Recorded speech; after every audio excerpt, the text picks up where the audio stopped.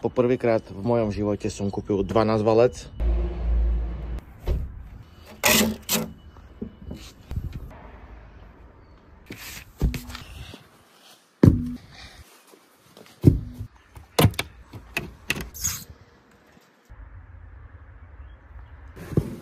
Aký youtuber, taký 12 valec. Pod kapotou nie je síce 12 valec, ale 12 ventil, 1.2 hadka 3 piestov od Fabie. Čiže prvá generácia 2004, krásna modrá farba. Trošičku sa jej povenujeme spoločne v týchto videách. Bude potrebovať veľa lásky, aby poslúžila ďalším majiteľom a neskončila na vrakovisku. Ako sa hovorí, zachránená hrobarovi z lopaty. Ja ťa vítam opäť pri ďalšom videu. Nezabudni zanechať odber, like, komentár a ideme si predstaviť tento 12-ventilový modrý skvost. Vo výbave LNK, ale nie Laurina Klement, ale LK len kolesa. Začneme od poruch mechanických. Kozmetické vysvetlíme si, ukážeme neskôr, ale začneme od mechanických. Najväčší problém, ktorý je na tejto Fabii, je servo. Tí pozornejší a vernejší diváci ste si určite všimli, že som už vo videu na tej prvej Fabii, ktorú som mal, tá zelená, menil servo. Tam to bolo servo čerpadlo, ktoré je pri kolese. Lenže, bohužiaľ, v tejto Fabii netečie servo čerpadlo, ale servo riadenie. Čiže keď sa pozrieme pod motor, všetko je to mokré. Čiže samotné riadenie bude treba meniť. Všade je natrieskaná kvapalina.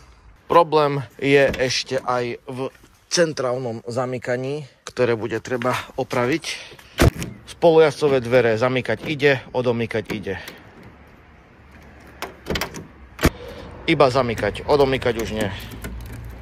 Vypadávajúce a nefunkčné autorádio. Opotrebený volant, teda poťah volantu na základe toho, že nefunguje servo. Zle nastavená ručná brzda.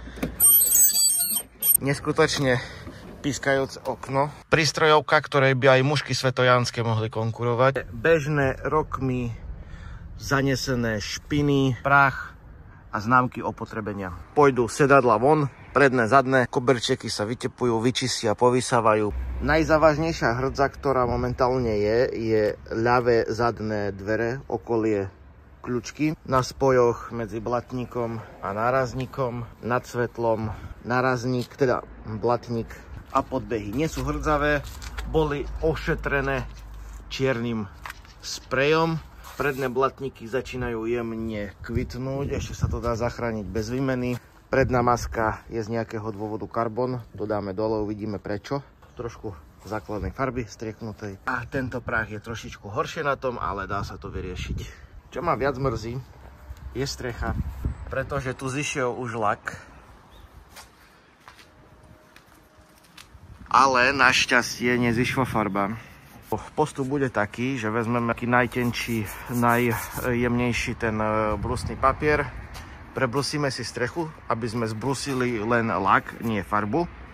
A skúsime to strieknúť s presvitným lakom. Uvidíme, ako to bude vyzerať.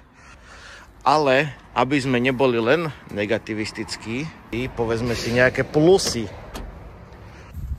K Fabii boli 4 elektróny, ktoré sú vo veľmi zachovalom stave. Sú to 14-ky s letnými pneu, takže budúci majiteľ bude mať aj zimné, aj letné na prezutie.